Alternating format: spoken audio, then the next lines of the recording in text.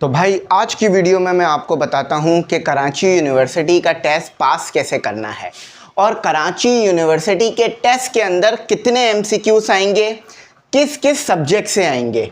और साथ ही साथ एक और चीज़ भी बताऊंगा, और वो चीज़ ये है कि अगर आपकी तैयारी नहीं है कराची यूनिवर्सिटी के टेस्ट की तो कौन से सब्जेक्ट हैं जिनको आप फोकस कर कर पास हो सकते हो और कौन से ऐसे सब्जेक्ट हैं कि जिनको आप छोड़ भी सकते हो और फिर भी आप कराची यूनिवर्सिटी का टेस्ट पास कर लोगे।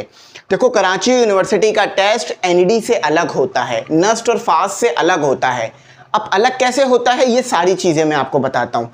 जस्ट वीडियो अच्छी तरीके से वॉच करो, यकीन मानो pre engineering, pre medical, computer science और कॉमर्स के बारे में भी बताऊँगा वीडियो के आखिर में कि कौन कौन से सब्जेक्ट से टेस्ट आएगा और कौन कौन से ऐसे सब्जेक्ट्स हैं जो आप छोड़ सकते हो लेकिन फिर भी टेस्ट पास हो जाएगा। ठीक है, वीडियो बहुत इंपॉर्टेंट है। एक छोटी सी चीज़ और बता दूं कि बहुत सारे बच्चे मुझे मैसेज कर रहे थे कि ग्रुप में ऐड होना है। मैंने आपको कहा था ग्रुप जो है वो क्लोज हो चुके हैं, लेकिन अगर फिर भी ऐड होना चाह रहे हो तो कांटेक्ट कर लेना, जो नंबर आ रहा है। अगर जगह अवेलेबल हुई या आगे नए ग्रुप बने तो ऐड कर लेंगे, नए बने तो सही है। चलो आओ यहाँ पर जो है वो अपने जो है वो सब्जेक्ट देखते हैं। देखो, सबसे पहले याद रखना कराची यूनिवर्सिटी के टेस्ट में 100 एमसीक्यूज आएंगे। ठीक है, 100 एमसीक्यूज आएंगे, चाहे प्री इंजीनियरिंग के हो, प्री मेडिकल के हो, ठीक है, या फिर कंप्यूटर साइंस के हो या फिर कॉमर्स के हो। ठीक है, बात समझ गए। प्री इंजीनियरिंग आपने फर्स्ट ईयर सेकंड ईयर में पढ़ी होगी, या प्री मेडिकल या कंप्यूटर साइंस या कॉमर्स। ठीक है, अब वो बात कर लेते हैं कि पास कैसे होना है और क्राइटेरिया क्या है, मेरिट कैसे बनेगा। ठीक है, मेरिट बनता है, सही है, एग्रीगेट बनता है या मेरिट बनता है। एनईडी में मेरिट बनाने का अलग हिसाब है, ठीक है, नस्ट में अलग है, फास्ट में अलग है, प्यास में अलग है। कराची यूनिवर्सिटी में मेरिट बनाने का हिसाब अलग है और सबसे ज़्यादा आसान तरीका जो है ना वो कराची यूनिवर्सिटी के मेरिट का ही है। यानी सबसे ज़्यादा आसान मेरिट जो बनता है वो कराची यूनिवर्सिटी में बनता है। अब मैं कैसे, ज़रा वजह बताता हूँ। देखो, पास होने के लिए सिर्फ 50 नंबर चाहिए। ठीक है, कितने आपको एमसीक्यूज जो है वो सही करने हैं। अगर आपने जो है वो 50 एमसीक्यूज सही कर दिए तो आप हो जाओगे पास। यही सेम आपके पास जो है वो प्री मेडिकल में भी है। ठीक है, आप पास हो जाओगे, और यही सेम जो है वो आपके पास 50 पर जो है वो आप पास क्लियर हो जाओगे। ठीक है, अच्छा, अब एक मजे की बात बताऊं, कराची यूनिवर्सिटी में आपको पास जो है वो 45 या 40 पे भी कर दिया जाता है। अब आप बोलोगे सर ये कैसी बात कर रहे हैं। ठीक है, आप अगर पढ़ोगे जो इनका क्राइटेरिया आता है उसमें इन्होंने ये साफ अल्फाजों में लिखा हुआ है कि 50 एमसीक्यूज मतलब 50 नंबर लेने वाला बच्चा पास है। यानी 100 में से अगर 50 ठीक करे तो ही पास हो गए, चाहे आर्ट्स में हो, कॉमर्स में हो, प्री इंजीनियरिंग, प्री मेडिकल या कहीं भी हो। मगर मैं बात ये कर रहा हूँ कि अगर किसी डिपार्टमेंट में सीट्स बच जाती हैं, टेस्ट बेस की बात कर रहा हूँ, ओपन मेरिट की बात नहीं कर रहा, टेस्ट बेस की। अगर किसी डिपार्टमेंट में सीट बच जाती है और बच्चों ने अप्लाई किया हुआ होता है तो जो बच्चे 45 नंबर लेकर आते हैं या 40 नंबर लाते हैं, ठीक है, अगर बच्चे 45 नंबर लाते हैं या 40 नंबर लाते हैं या कभी कभार तो 35 भी हो जाता है, या बच्चे 35 नंबर लाते हैं तो उनको भी सीट ऑफर कर दी जाती है उस डिपार्टमेंट की जिसमें बची हुई है। एक बात याद रखना, यूबीआईटी, डीपीटी, फार्मेसी, इसके अंदर पासिंग कभी भी 50 से नीचे नहीं जाती, ये आपने याद रखना है। 50 नंबर ले लिए, टेंशन फ्री हो जाओ, पास हो। अच्छा, एक बात याद रखना, जब कराची यूनिवर्सिटी मेरिट बनाती है तो चाहे आप 50 नंबर लाओ या चाहे 90 नंबर लाओ या चाहे 100 नंबर लेकर आओ, ये बराबर है कराची यूनिवर्सिटी के लिए। क्यों? क्योंकि कराची यूनिवर्सिटी सिर्फ ये देखना चाहती है कि आपने 50 नंबर ले लिए हैं टेस्ट में। आसान अल्फाजों में समझाता हूँ। देखो, अगर आप 90 नंबर ले आओ या 50 नंबर ले आओ, दोनों सिचुएशन में आप पास हो, फिर आपकी इंटर की परसेंटेज देखी जाएगी, टेस्ट को नहीं देखा जाएगा। थोड़ा आसान अल्फाजों में समझा देता हूँ। देखो, मेरे पास 2 स्टूडेंट हैं, ठीक है, ये चीज़ें समझ लो, क्योंकि तैयारी नहीं भी होगी तो भी आप लोग टेस्ट क्लियर करके अपना एडमिशन ले सकते हो। एक बच्चा है जिसने 50 नंबर लिए, एक बच्चा है जिसने लिए हैं 90 नंबर। ठीक है, इस बच्चे की जो परसेंटेज है, इस बच्चे की परसेंटेज है आपके पास 60, ठीक है, इस बच्चे की परसेंटेज है आपके पास 45, तो एडमिशन इस बच्चे को मिलेगा, इस बच्चे को 45 पर एडमिशन नहीं मिलेगा। नहीं समझे? चलो और आसान अल्फाजों में समझाता हूँ। देखो भाई, चाहे आप 90 नंबर लाओ या 50 नंबर लाओ, कराची यूनिवर्सिटी आपकी परसेंटेज देखेगी कि आपकी परसेंटेज कितनी है इंटर की। अगर इंटर की परसेंटेज आपकी अच्छी होगी और क्लोजिंग परसेंटेज से ज़्यादा होगी तो फिर आपको एडमिशन मिल जाएगा। समझे मेरी बात? यही समझाना चाह रहा हूँ कि भाई कराची यूनिवर्सिटी में आपकी परसेंटेज देखी जाती है। एक बार आपने 50 नंबर ले लिए या 50 से ज़्यादा नंबर ले लिए, आप पास हो गए। उसके बाद देखेंगे आपकी इंटर की परसेंटेज। अगर इंटर की परसेंटेज आपकी होगी 80 और आपको यूबीआईटी चाहिए होगा, आपको मिल जाएगा। समझ गए? आपने लिए 90 नंबर टेस्ट के अंदर और आपकी परसेंटेज है 45 और यूबीआईटी की क्लोजिंग है 80, आपको एडमिशन नहीं मिलेगा। समझ गए बात? आसान अल्फाजों में समझा दिया, ना मॉर्निंग में ना इवनिंग में। तो भाई बहुत सारे बच्चे ये सोच रहे हैं कि एनईडी की तरह अच्छा अगर आपने टेस्ट दे दिया, क्योंकि एनईडी में ये होता है कि जितना अच्छा टेस्ट दोगे उतना अच्छा डिपार्टमेंट मिलेगा। यानी टेस्ट को उठाता है एनईडी और आपकी इंटर की परसेंटेज को उठाते हैं और मिलाकर क्राइटेरिया बनाते हैं। पर यहाँ ऐसा नहीं है। यहाँ पर यह है जस्ट 50 नंबर से टेस्ट पास हो गया, उसके बाद अब आपकी परसेंटेज को नहीं देख रहे हैं, मतलब टेस्ट की मार्क्स को नहीं देख रहे हैं। अब जस्ट आपके जो है वो इंटर के मार्क्स को देख रहे हैं।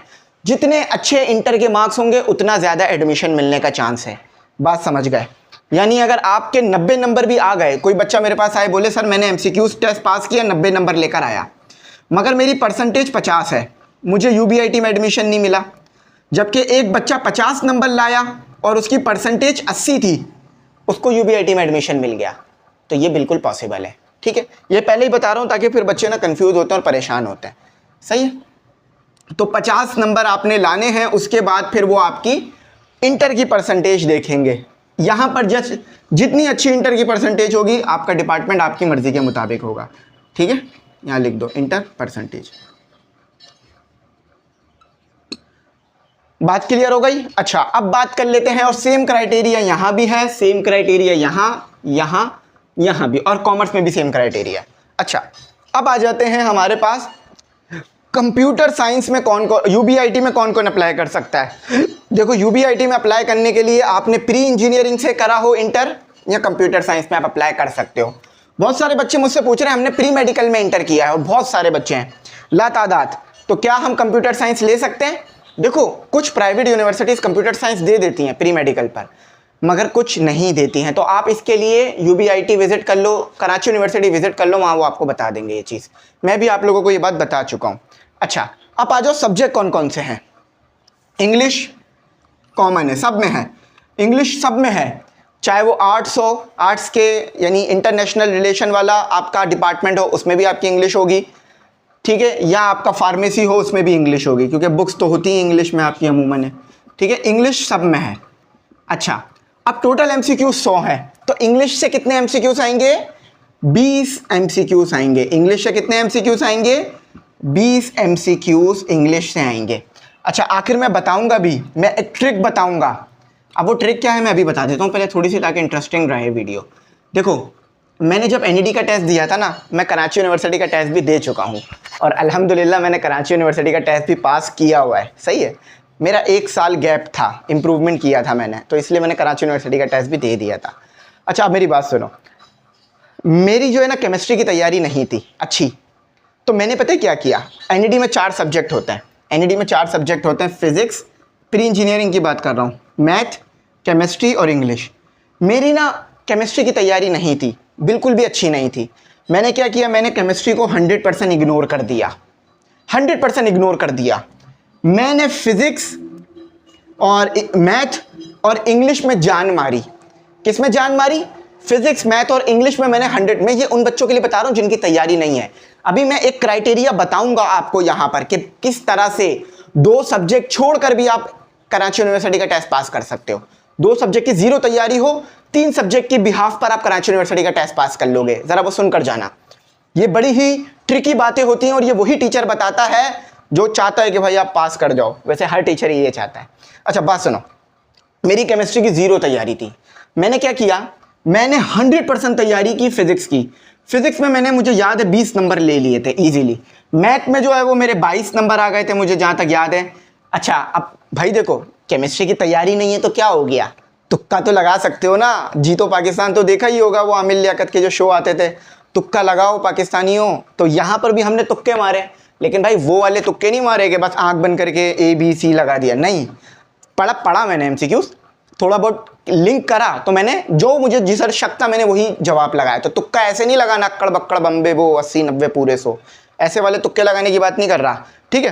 तो फिर मैंने क्या किया, मैंने तुक्का लगाया। अच्छा मजे की बात देखो, तुक्का लगा कर भी मैंने जो है वो 13 नंबर उठा लिए 25 में से। और इंग्लिश में मुझे याद पड़ रहा है मैंने 21 नंबर तो उठा लिए थे, ठीक है। तो ये मेरा इतना ज़बरदस्त स्कोर बना और मेरा NID में एडमिशन हो गया। ये मेरे तुक्के थे जो मैंने मारे, ठीक है। केमिस्ट्री की मेरी जीरो प्रिपरेशन थी, चाहे इनऑर्गेनिक हो या ऑर्गेनिक हो। आज भी मैं केमिस्ट्री में स्ट्रगल कर जाता हूँ जब भी मैं केमिस्ट्री नहीं पढ़ाता। फिजिक्स मैथ इंग्लिश इन तीनों में मैंने जान मार दी थी। तो ये मेरा स्कोर बनकर आ गया था सामने, जो कि 70 से ज़्यादा हो गया था, ठीक है। तो आई होप आपको मेरी बात समझ आई होगी, आप भी यही कर सकते हो। आप देखो NID में तो मैटर कर रही थी आपकी टेस्ट स्कोर, यहाँ पे तो मैटर ही नहीं करता टेस्ट स्कोर। जस्ट 50 नंबर लो, पास हो जाओ, फिर वो इंटर की परसेंटेज पे एडमिशन देंगे।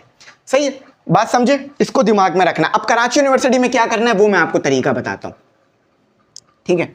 अच्छा अब आता है जनरल नॉलेज, जिसे हम GK कह लेते हैं, GK, ठीक है। जनरल नॉलेज आर्ट्स में भी है, कॉमर्स में भी है, pre engineering, pre medical, computer science. कितने नंबर लाने हैं, 20 MCQs मिलेंगे टोटल, ठीक है। 20 MCQs मिलेंगे टोटल, 20 MCQs मिलेंगे टोटल। कुछ यूनिवर्सिटीज़ पता है क्या करती हैं, पाकिस्तान में तो ऐसा नहीं होता अमूमन, लेकिन कुछ यूनिवर्सिटीज़ ऐसा करती हैं कि आपको हर सब्जेक्ट में एक ख़ास नंबर लेने होते हैं। ये बाहर के कंट्रीज़ में हो रहा होता है, पाकिस्तान में ऐसा नहीं होता। फॉर एग्जांपल अगर आपने इंग्लिश में, फिजिक्स में, मैथ में, केमिस्ट्री में, सब में अच्छे नंबर ले लिए, लेकिन जनरल नॉलेज में अच्छे नंबर नहीं लिए, फेल हो गए, तो आपका टेस्ट फेल कंसीडर हो जाएगा। ये मैं फिर कह रहा हूँ, पाकिस्तानी यूनिवर्सिटीज़ में ऐसा नहीं हो रहा होता, ये बाहर की यूनिवर्सिटीज़ में होता है। अगर आपने जनरल नॉलेज में 0 नंबर भी लिए हैं, लेकिन फिर भी आपके टोटल 50 बन रहे हैं सारे मिलाकर, तो भी आपका टेस्ट पास होगा। तो ये नहीं सोचना कि किसी एक सब्जेक्ट में अगर कम नंबर आ गए तो टेस्ट पास नहीं हो पाएगा, ठीक है। ये सारी चीज़ें मैं आज की वीडियो में आपका क्लियर करूंगा। अच्छा उसके बाद केमिस्ट्री, इसमें भी आपको 20 MCQs मिलेंगे, ठीक है। यहाँ भी आपको 20 MCQs मिलेंगे, ठीक है। अच्छा अब आप कंप्यूटर वाले हो, ये बात अच्छी तरीके से जानते हो कि केमिस्ट्री आपने नहीं पढ़ी होती, तो इसलिए केमिस्ट्री की जगह आपका आता है कंप्यूटर, ठीक है। यहाँ भी आपने 20 MCQs में पास करना होगा, 20 MCQs लेने होंगे, ठीक है। 20 MCQs यानी होंगे। उसके बाद आता है मैथ, ठीक है, मैथ आता है, मैथ में होंगे 20 MCQs, ठीक है। उसके बाद यहाँ पर आता है बायोलॉजी, ठीक है, जिसमें बायोलॉजी में ज़ूलॉजी बॉटनी दोनों होता है, 20 MCQs आपने लेने होंगे, ठीक है। और यहाँ भी आपके पास आता है यहाँ आपके पास आता है मैथ, ठीक है, मैथ आता है, और यहाँ आपने 20 MCQs जो है वो मिलेंगे आपको। अच्छा 20 MCQs कहाँ से आएंगे, ये जो आपका सिलेबस है याद रखना, फर्स्ट ईयर होगा पूरा, first year and second year, ठीक है। फर्स्ट ईयर और सेकेंड ईयर की बुक्स से आपका पूरा पेपर आएगा, समझ गए बात। यानी जो केमिस्ट्री में MCQs आएंगे वो कहाँ से आएंगे, फर्स्ट ईयर और सेकेंड ईयर दोनों की बुक से। अब ये भी हो सकता है कि 10 MCQs फर्स्ट ईयर से आ जाएं, 10 MCQs सेकेंड ईयर से, या ये भी हो सकता है कि 8 MCQs फर्स्ट ईयर से आ जाएं, 12 MCQs सेकेंड ईयर से। तो इसका कोई फिक्स नहीं होता, ठीक है, कम ज़्यादा हो सकता है, लेकिन अमूमन यही मान के चलना कि अगर 10 MCQs फर्स्ट ईयर से आ रहे हैं तो 10 जो है सेकेंड ईयर से आएंगे। और मैथ में भी ऐसा ही है, मैथ अच्छे लेवल की आती है क्योंकि मैंने टेस्ट दिया है तो मुझे पता है। एक और बात याद रख लो, कैलकुलेटर अलाउ नहीं है, नॉट अलाउड, ठीक है, अलाउड नहीं होता कैलकुलेटर, सही है। अलाउड की स्पेलिंग गलत लिख दी, चलो इसकी स्पेलिंग सही कर लो, चलो छोड़ दो, अलाउड की स्पेलिंग भी ये लिख देते हैं, ठीक है, अलाउ नहीं होता आपके पास। अच्छा अब बात समझ में आ गई, अब इधर आ जाओ। अब आ गया आपके पास फिजिक्स, फिजिक्स आपके पास यहाँ भी होगा, फिजिक्स आपके पास यहाँ भी होगा, और फिजिक्स आपके पास यहाँ भी होगा।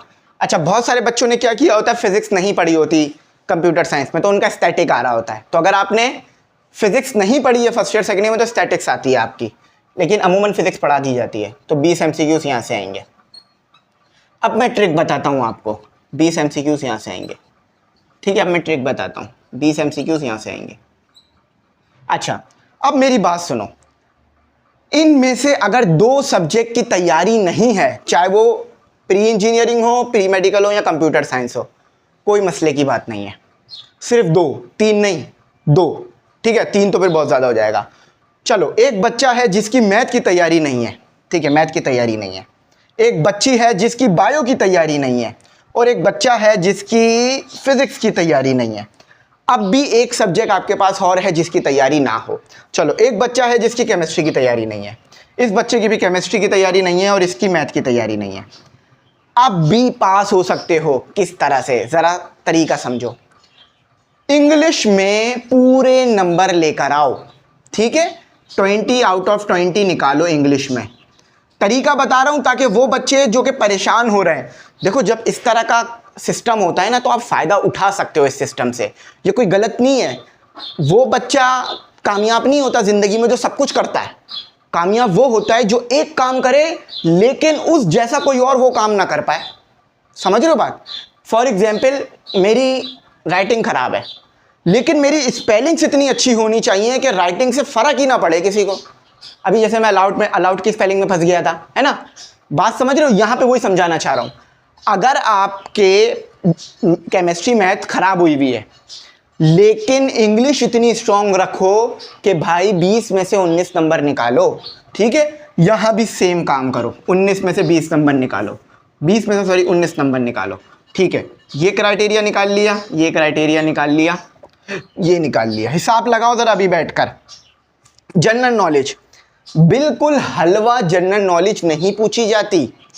ये नहीं पूछेंगे कि पाकिस्तान कब आज़ाद हुआ, पाकिस्तान के झंडे में कितने कलर हैं, ये 9 में पूछते थे, ठीक है। ये नहीं पूछेंगे आपसे कि भाई पाकिस्तान और इंडिया के दरमियान एशिया कप हुआ, कौन जीता, ये इस टाइप के MCQs नहीं पूछते। वो ये पूछेंगे कि पाकिस्तान ये और इंडिया के दरमियान जो मैच हुआ, इसमें पाकिस्तान ने कितने रन बना लिए, देख रहे हो? इस टाइप के जनरल नॉलेज के पूछेंगे। मेरे टाइम पे आया था कि मिस्टर बीन, ये आपने देखा होगा, सब नहीं देखा होगा, कि मिस्टर बीन जो हैं वो कौन से कंट्री में रहते, कौन से कंट्री के सिटीज़न थे, मुझे अच्छी तरीके से याद है। मैंने लगाया था पहले इंग्लैंड, मैंने काट कर जर्मनी कर दिया, क्योंकि एक MCQs मैंने किसी से पूछा था, बस यही वाला। अल्हम्दुलिल्लाह मैंने कोई चीटिंग वगैरह नहीं की, सब अपनी मेहनत से MCQs किए थे कराची यूनिवर्सिटी के टेस्ट में। तो एक लड़का बैठा हुआ था बराबर में, उसने बोला कि यार मिस्टर बीन वाला आया है, जर्मनी है ना। मैं शक में पड़ गया, मैंने कहा यार वो थोड़ा जर्मन जैसा दिखता तो है, तो मैंने भी जर्मनी लगा दिया था। मैं गलत हो गया वो, जबकि इंग्लैंड सही था, लेकिन मैं अच्छे नंबरों से टेस्ट पास कर लिया था, तो वो एक गलत होने से मुझे इतना फ़र्क नहीं पड़ा। तो जनरल नॉलेज किस टाइप के आएंगे? अच्छे टाइप के आएंगे, सही है। करंट अफेयर आ सकता है, जियो पॉलिटिक्स आ सकता है, यानी अभी ये जो फ़लस्तीन में जुल्म कर रहा है, ठीक है, फ़लस्तीन में जो जुल्म हो रहा है इसराइल की जानिब से, उससे रिलेटेड भी पूछा जा सकता है। पाकिस्तान इंडिया की जो जंग हुई और जिसमें पाकिस्तान ने इंडिया को जो है वो सही सबक सिखाया, इस बारे में भी पूछा जा सकता है। ये भी पूछ सकते हैं कि जो पाकिस्तान ने इंडिया पे हमला किया था वो कौन से मिसाइलों से हमला किया था, ये भी पूछा जा सकता है। इस तरह की चीज़ें पूछी जाएंगी आपसे। तो आपका करंट अफेयर भी अच्छा होना चाहिए। करंट अफेयर यानी जो करंट इश्यूज़ चल रहे हैं वो भी पता होना चाहिए आपको। पाकिस्तान के जो पड़ोसी कंट्रीज़ हैं उनके कैपिटल्स, इस तरह की चीज़ें पता होनी चाहिए। अभी मैं इंशाल्लाह 200 MCQs आपको जनरल नॉलेज के मोस्ट इंपॉर्टेंट सॉल्व कराऊंगा। PDF बना रहा हूँ, इंशाल्लाह सॉल्व कराऊंगा, सही है। अच्छा, अब आ जाऊँ यहाँ पर आपके पास। तो कोशिश ये करनी है कि 15 नंबर तो कम से कम निकालो, क्योंकि जनरल नॉलेज इतना आसान नहीं होता, इसलिए कह रहा हूँ 15 नंबर तो निकालो, ठीक है। 15 नंबर तो निकालो, 15 नंबर तो निकालो, ठीक है, समझ गए। अच्छा, अब केमिस्ट्री और मैथ बहुत ख़राब है, 10 नंबर तो निकाल लोगे तुक्के मारकर। चलो 10 भी नहीं निकल ले भाई, 10 भी नहीं निकल ले। 8 नंबर तो तुक्के मार के निकाल लोगे, ये तो भाई प्रोबेबिलिटी लगाओ। आपको 8 सही करने 20 में से, तो कितनी ज़्यादा चांसेस होते हैं, ठीक है।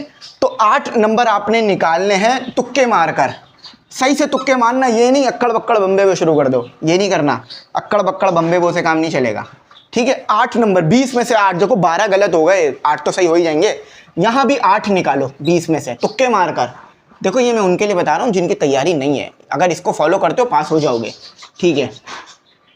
8 नंबर निकालो, लेकिन अब ध्यान रखना फिजिक्स में 15 से कम नहीं होने चाहिए। फिजिक्स में 15 से कम नहीं होने चाहिए, फिजिक्स में 15 से कम नहीं होने चाहिए।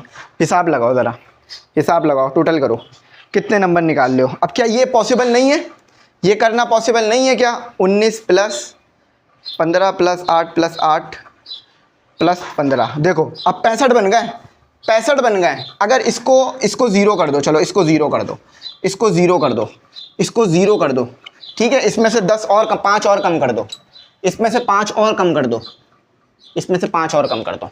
अब भी नहीं कर सकते ये, ठीक है, अब भी नहीं कर सकते ये, अब तो कर ही सकते हो ना, ये तो कर सकते हो। अब देखो कितना आसान हो गया।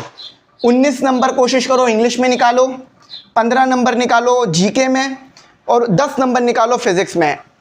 इस तरह से भी कर कर टेस्ट पास कर सकते हो। सिर्फ 50 नंबर लाने हैं। अब ये मैंने इसलिए नहीं बताया कि तैयारी करना छोड़ दो, ये मैंने इसलिए बताया है कि जो स्ट्रॉन्ग सब्जेक्ट है ना आपके, टीचर का यही काम होता है कि वो ज़रिए निकालता है बच्चों के लिए जहाँ से वो आसानी से पास हो सकते हैं। गेस्ट पेपर क्यों देते हैं हम आपको बना के? ताकि तैयारी तो अच्छी कर ली है, अब उन क्वेश्चनों की प्रैक्टिस करो जो मोस्ट इंपॉर्टेंट है, जो हमारे टाइम पे भी आ गए थे। तो अब तो ये तो कर सकते हो ना, 10 नंबर नहीं ले सकते, मैथ में 0 भी ले लो तो कोई मसला नहीं है, 8 नहीं तुक्के मार सकते केमिस्ट्री में, और 100% है ये पॉसिबल ही नहीं है कि अगर तुक्के मारो फिर भी 0 नंबर आ जाए, तो भी 5-6 नंबर निकाल ही लोगे मैथ में भी। इस तरीके से करो, अपने जो स्ट्रॉन्ग सब्जेक्ट हैं उनकी 100% तैयारी करके जाओ। फॉर एग्जाम्पल कंप्यूटर और फिजिक्स किसी बच्चे की बहुत अच्छी थी, 20 यहाँ से उठाए, 20 यहाँ से उठाए, क्या 60 में से 10 तुक्के नहीं लगेंगे? लग जाएंगे। तो इसको फॉलो करना, यहीं तक रखते हैं, ठीक है। कुछ पूछना हो तो कमेंट सेक्शन में पूछ लेना।